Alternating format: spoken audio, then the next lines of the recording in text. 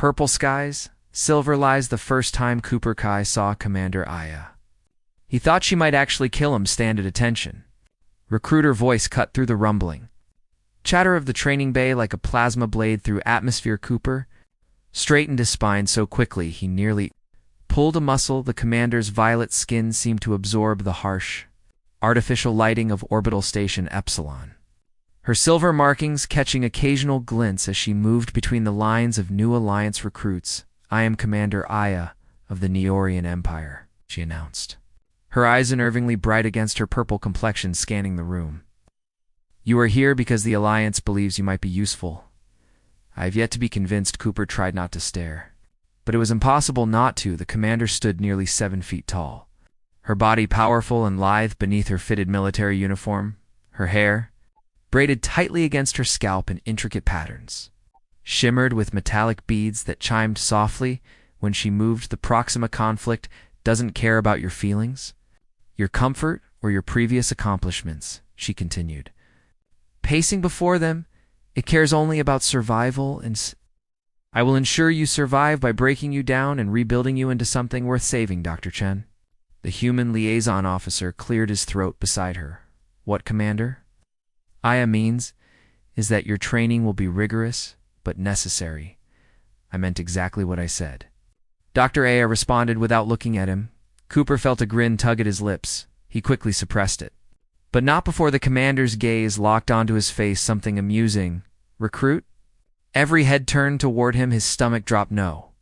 Commander Shah moved toward him with predatory grace. Stopping mere inches away, Cooper could see the fine details of her facial markings. Now silvery patterns that traced her high cheekbones and framed her eyes. "Name Cooper Kai. Commander Earth Colony Artemis, Tactical Division." She studied him, her expression unreadable. "You find my methods funny, Cooper Kai?" "No, Commander. I find your honesty refreshing." A murmur rippled through the recruits. Dr. Chen looked pained. Commander Aya's markings flashed. Briefly a reaction. Cooper couldn't interpret. "Everyone to the simulation deck," she ordered, her eyes still fixed on Cooper. "Except you. Kai, you're with me." The room emptied quickly. Cooper stood frozen, wondering if he'd just ended his Alliance career before it began. "Follow," she commanded, turning sharply toward a side corridor. They entered a smaller training room, with mats covering the floor and weapons lining the walls.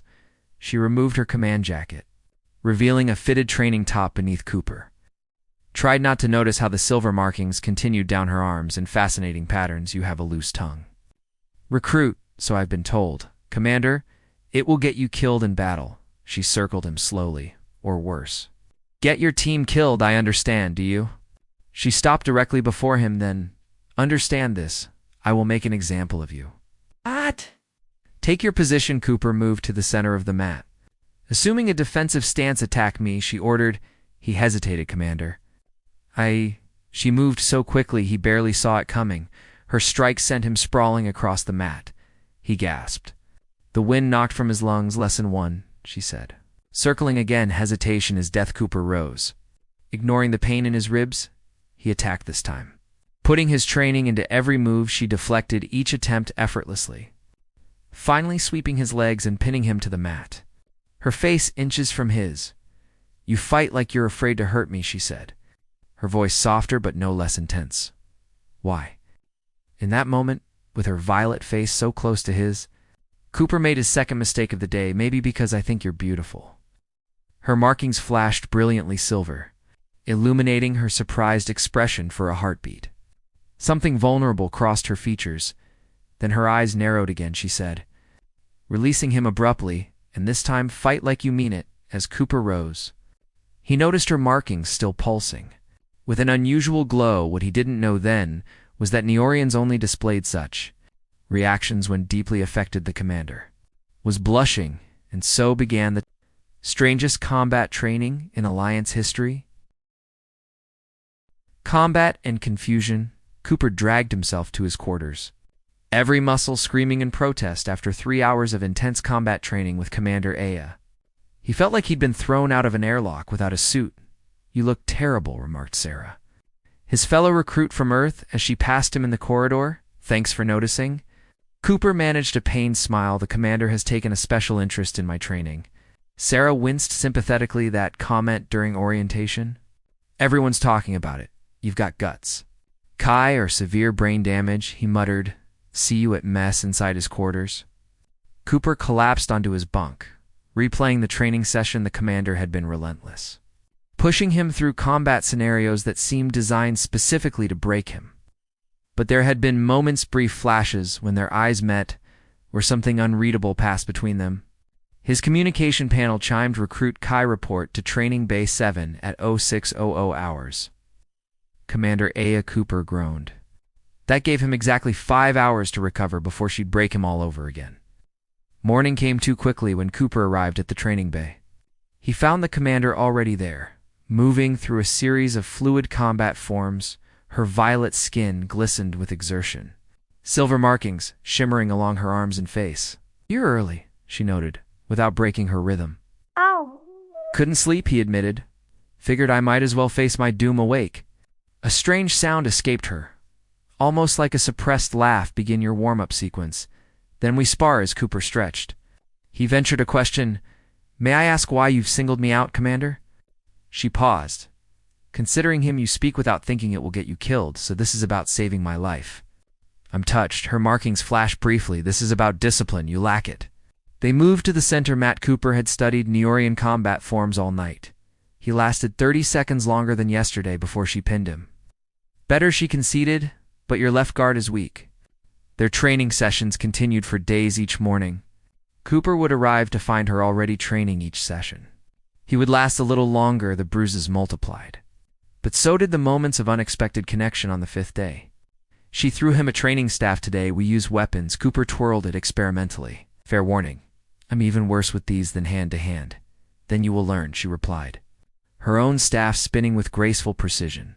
Clash of their weapons echoed through the bay. Cooper focused entirely on defense, studying her movements. His tactical training kicked in. Observe, analyze, adapt. He began to see patterns in her attacks. You're holding back, he said.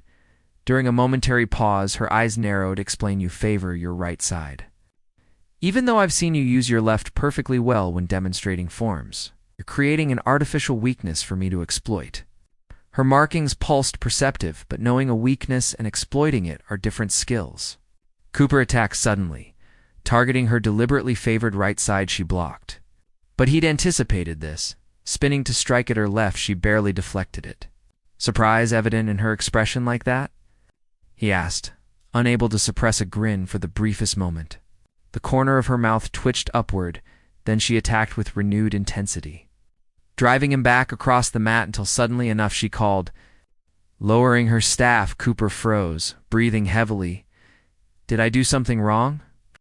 No, she seemed distracted. You've earned a break. Join me. She gestured toward a small alcove with a water dispenser. Cooper followed. Confused by the sudden shift, the commander activated the dispenser.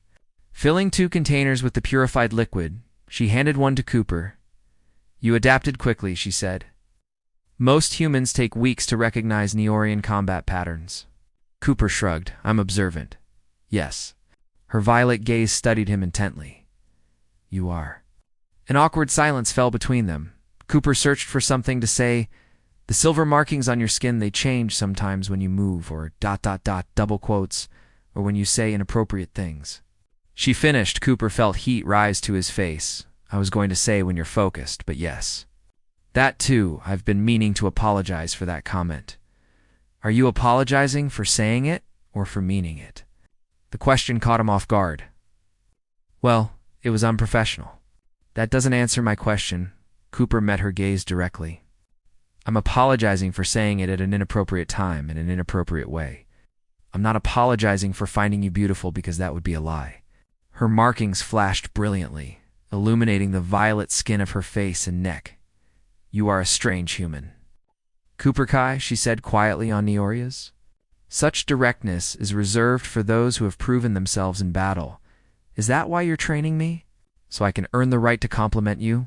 Another flash of her markings. I'm training you because you have potential, but you lack discipline. And what about you, Commander? What do you lack? The question seemed to startle her. She stood abruptly, Session's over tomorrow. We begin tactical simulations. Be prepared. As she strode from the room, Cooper noticed something he hadn't seen before. Her markings continued to pulse, the silver light visible even as she disappeared through the doorway that evening in the mess hall. Cooper picked at his food, lost in thought. Earth to Cooper. Sarah waved her hand before his face. "You still with us?" "Sorry," he mumbled, "thinking about your purple princess," teased Alex, another recruit. "Word is, she's never spent this much time with a single trainee." "She's not a princess," Cooper corrected. "She's a commander, and she's just trying to fix my terrible combat skills." "Sure." Sarah exchanged knowing looks with Alex. "That's definitely all it is." Cooper changed the subject, but his thoughts remained fixed on Violet's skin and silver markings. He didn't understand what was happening between them, but he knew one thing: tomorrow couldn't come soon enough. Vulnerable frequencies. The tactical simulation chamber hummed with energy as Cooper adjusted his neural interface. The room, a vast empty space with projector nodes lining the walls, would soon transform into whatever hellscape Commander Aya deemed appropriate for today's lesson. "This simulation will test more than your combat skills," Aya's voice echoed as she entered, her violet form striking against the chamber's white walls. "It will test your decision-making under pressure." Cooper nodded. "What's the scenario?" "Hostile territory extraction. Your team is pinned down. You must make it to the extraction point with minimal casualties." Sounds straightforward enough. A slight shimmer passed across her silver markings. "Nothing in war is straightforward, Kai." She moved closer, adjusting his neural interface with surprising gentleness. Her fingers brushed against his temple, causing an unexpected flutter in his chest. "The simulation will feel real," she warned, her voice softer than usual. "Your brain won't distinguish between simulation, pain, and actual." Cooper asked. Something flickered across her features. "Yes, I'll be monitoring your progress." And Cooper ... She hesitated, using his first name for the first time. "Trust your instincts." Before he could respond, she activated the program. The white room dissolved around them, reforming into the jagged landscape of an unfamiliar planet. Red dust swirled through toxic-looking air. Distant explosions illuminated the horizon. Cooper found himself in lightweight battle armor, crouched behind a rocky outcrop. For other soldiers, all simulations huddled nearby, looking to him for orders. "Status report," Cooper demanded, falling into his role. "Enemy forces have surrounded the extraction point. Reported a simulated soldier dropship can only hold position for 15 more minutes." Cooper scanned the terrain, noting enemy positions and possible routes. "Will split into 2 teams. Alpha team creates a diversion here." He pointed to a cluster of abandoned structures. "Oh." "While Beta team circles around through that ravine." "Sir, the ravine is likely monitored. That's why I'm going in alone." Cooper decided. "The rest of you take the high route. Rendezvous at these coordinates in 10 minutes. "That's suicide," one simulation protested. Cooper smiled grimly. "Maybe, but it's our best chance." He began moving toward the ravine, keeping low when the simulated soldiers were out of sight. He heard movement behind him. "Your plan is tactically unsound."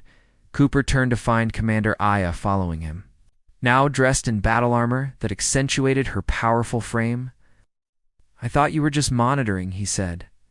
"I am, and I'm telling you this approach will get you killed." Cooper studied the ravine ahead with respect. "Commander, I disagree. The enemy expects a group. We have a better chance if I go alone while the team creates a diversion. And who will watch your back?" "I was hoping you might." Her markings pulsed briefly.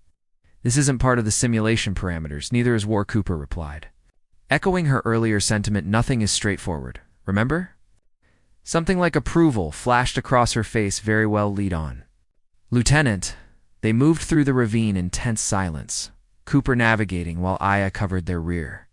The simulation was incredibly realistic. Heat from the alien sun beating down on them, the gritty taste of red dust in the air. "You move well for someone with such poor form," Aya commented as Cooper slipped through a narrow passage. "High praise coming from you." "It wasn't praise. It was an observation." Cooper glanced back at her, catching a hint of something almost like amusement in her expression before he could respond. His scanner beeped. "Enemy patrol ahead." He whispered, 3 sentries. Aya moved silently to his side, her body heat radiating against him and the confined space options. Wait for them to pass engaging risks, alerting others. She nodded approvingly. Patience over aggression, a surprising choice for you. The sentries moved closer. Cooper and Aya pressed deeper into the shadows. Their bodies flush against each other. Cooper became acutely aware of her breathing, the subtle pulse of her markings, the faint scent that reminded him of thunderstorms. The sentries passed, without incident, when Cooper moved to continue. Aya caught his arm. Your heart rate increased dramatically, she said, quietly fear. Cooper met her gaze. Not exactly her markings, shimmered in response. She released his arm slowly, fingertips trailing across his skin. We should continue. It reached the extraction coordinates without further incident. The simulated team was already there. Engaged in heavy fire with enemy forces, the dropship hovered precariously overhead. Cover me, Cooper shouted over the chaos. I'll clear a path to the ship. He darted forward, firing with precision, but as he moved, the simulation shifted unexpectedly. Enemy reinforcements appeared from nowhere and ambushed Cooper. Aya's voice cut through the noise. He turned to see a projectile arcing toward her without thinking. Cooper launched himself forward. Shoving Aya aside, the world exploded in pain as the projectile struck him. Instead, Cooper collapsed. The simulation suddenly feeling far too real. Through blurring vision, he saw Aya kneel beside him, her markings pulsing erratically. Foolish human, she whispered, cradling his head. Why would you do that? Cooper tried to smile through the pain. Just following my instincts. The simulation dissolved around them. Returning to the white chamber, Cooper lay on the floor. Gasping, the phantom pain lingered even as the neural interface disengaged. Aya remained beside him, her violet hand still supporting his head. Her markings glowed intensely. That wasn't part of the simulation. Cooper realized you changed the parameters. Yes, she admitted, to test your response to unexpected threats. Did I pass? Her expression softened. You've sacrificed yourself for your commanding officer. That's not necessarily the correct tactical decision. Wasn't thinking tactically. Cooper murmured, just couldn't let you get hurt even in a simulation. Why? She asked, her voice barely audible. Cooper reached up, hesitantly touching one of the shimmering markings on her cheek. Because I care what happens to you. Is that so strange? For a Neorian warrior? Yes, her markings pulsed beneath his fingertips. We're taught that attachment is weakness. And what do you believe, Aya? Not the commander, the person. For a moment, vulnerability crossed her features. Her hand moved to cover his. I believe you're making me question everything I've been taught. The chamber door slid open. Dr. Chen stood frozen in the doorway, eyes wide at the scene before him. Aya quickly withdrew her hand, her commander's mask sliding back into place. Dr. Chen, she acknowledged. Rising smoothly to her feet, Lieutenant Kai performed adequately in today's simulation. Cooper struggled to stand, the ghost of her touch still warm on his skin. The Admiral requests your presence, Commander, Dr. Chen said, glancing between them curiously. Something about the upcoming Proxima mission. Aya nodded sharply. I'll be there momentarily. She turned to Cooper. Rest, Lieutenant. Tomorrow's training will be more demanding. As she strode from the chamber, Cooper caught a final glimpse of her markings, still pulsing with that strange silver light. That meant something, he was sure of it, and he was determined to find out what. Recovery and revelations. Cooper lay in the medical bay, recovering from a training injury. When the door slid open, Commander Aya entered. Her usual military bearing softened. Somehow you should be resting, she said. Approaching his bedside. Hard to rest with these dreams. Cooper admitted that simulation felt too real. Aya sat beside him, her voice hushed. Neorians believe dreams reveal truths we hide from ourselves. What truths are you hiding, Commander? Her markings shimmered. That I've never met anyone like you, and it frightens me. Cooper reached for her hand. The great Commander. Aya, afraid. Not of battle, she whispered. Of this, her fingers intertwined with his. On my world, warriors aren't permitted to form attachments. They cloud judgment. And what does your judgment tell you now? That everything I've been taught might be wrong. Cooper leaned forward, his face inches from hers. Maybe some rules deserve to be broken. Her violet skin glowed as her markings pulsed brilliantly. Cooper. He closed the distance between them. Their lips met, hesitant at first. Then, with growing intensity, her skin felt electric against his, those silver markings illuminating the darkened room. When they finally pulled apart, Aya touched her lips in wonder. Me neither. Cooper smiled, at least. Not with a Neorian commander. Her unexpected laughter filled the room. You are impossible. But you like impossible. Her expression grew serious. This won't be easy, the alliance. My people, nothing worth fighting for ever. As she leaned forward, pressing her forehead to his, then we fight together. New battles. New beginnings. The Proxima mission briefing room buzzed. With tension, Cooper and Aya stood at opposite ends. Commander and Lieutenant maintaining professional distance. Despite the electricity between them, the situation on Proxima IV has deteriorated. Admiral Isabel announced, "We need our best team on this extraction. My squadron is ready."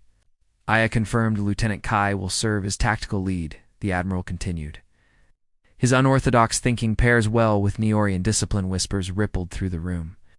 Cooper caught Sarah's knowing smile from across the table. The mission launched the following day. Their shuttle descended through Proxima's atmosphere as enemy fire rained around them. Proximity alert, called the pilot.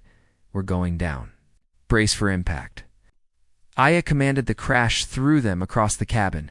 When Cooper regained consciousness, chaos surrounded him. The team was scattered. Enemy forces closing in, Commander Cooper called. Searching frantically, he found Aya pinned beneath wreckage, her violet skin ashen. Get the team out, she ordered weakly. Not without you. Enemy fire intensified as Cooper worked to free her when a grenade landed nearby. He didn't hesitate, shielding her body with his own. The explosion knocked him unconscious when he woke. They'd reached the extraction point. Aya sat beside him, her hand gripping his. You saved me again, she said, despite orders. Some orders matter less than others. Back on the station, rumors spread. Neorian command demanded explanations. Admiral Isabel called them to her office. Your relationship violates 17 regulations, she said. Gravely, Cooper stood tall with respect. Admiral, however, she interrupted. Your unprecedented cooperation saved the entire team. The alliance was formed on the belief that different species could be stronger together. She smiled slightly. Perhaps you two are proving that in more ways than one. Weeks later, Cooper entered Training Bay 7 to find Aya waiting, ready for combat training. Lieutenant, she asked, her markings already beginning to glow. Depends, he smiled. Moving closer. Are you going to throw me across the room again? Perhaps her violet fingers traced his jawline. Or perhaps we could explore other forms of close combat. I like this training regimen better already. As her lips met his, Cooper knew that whatever battles lay ahead, they would face them together. The impossible human and his violet warrior, rewriting the stars one kiss at a time.